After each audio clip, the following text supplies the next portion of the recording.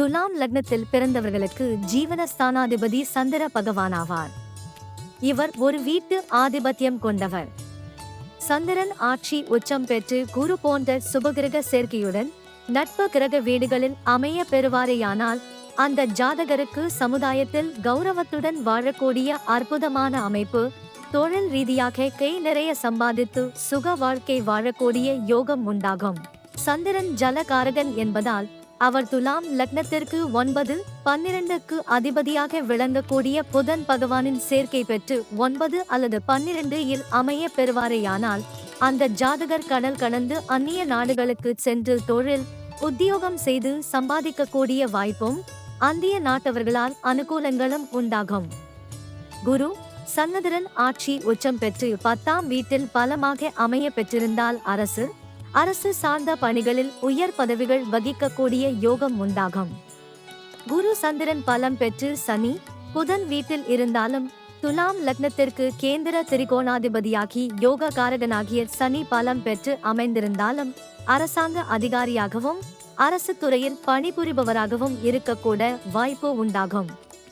அதுபோல சந்திரனுக்கு நட்பு கிரகங்களாகிய சூரியனும் குருவும் பலம் பெற்று அமைந்தாலும் அரசு துறையில் பணியுரியக்கூடிய வாய்ப்பு அமையும்.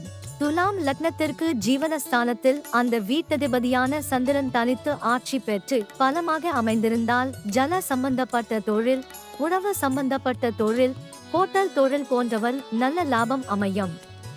மேலே குறிப்பிட்டது போல சந்திரன் ஜலகாரகன் என்பதால் கடல் சார்ந்த துறைகளில் கூட பணி புரியக்கூடிய வாய்ப்புகள் உண்டாகும். சூரியன் செவ்வாய் 10இல் பலம் பெறுகின்ற போது அரசு துறைகளில் பணிபுரியும் அமைப்பு, நல்ல நிர்வாக திறன் உண்டாகும்.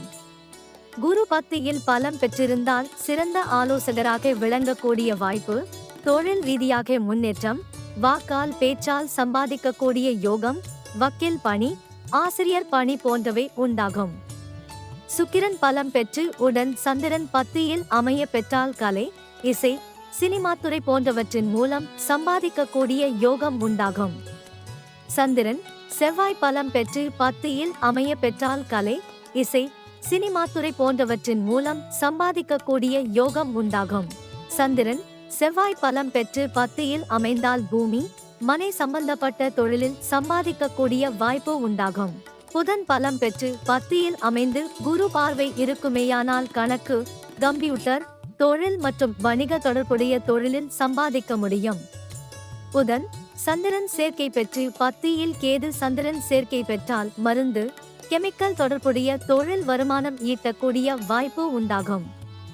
சந்திரன் ஆட்சி உச்சம் பெற்று சுபர் சேர்க்கையுடன் அமைந்து 10ஆம் வீட்டிற்கும் குரு பார்வை இருந்தால் நிலையான வருமானம் உண்டாகும்.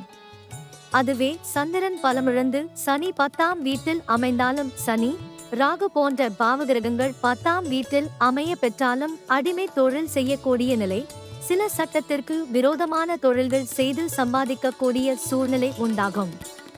சனி பார்வை 10ஆம் வீட்டிற்கு இருந்தாலும் சந்திரனுக்கு இருந்தாலும் தொழில் ரீதியாக நிறைய போராட்டங்களை சந்திக்க நேரிடும். குறிப்பாக சந்திரன் தேய்பிறை சந்திரனாக இருந்து சனி, ராகு போன்ற பாவ கிரகங்களின் சேர்க்கை பெற்றால் நிலையான தொழில் என்பது அமையாமல் வாழ்க்கையானது போராட்டகரமாகவே இருக்கும்.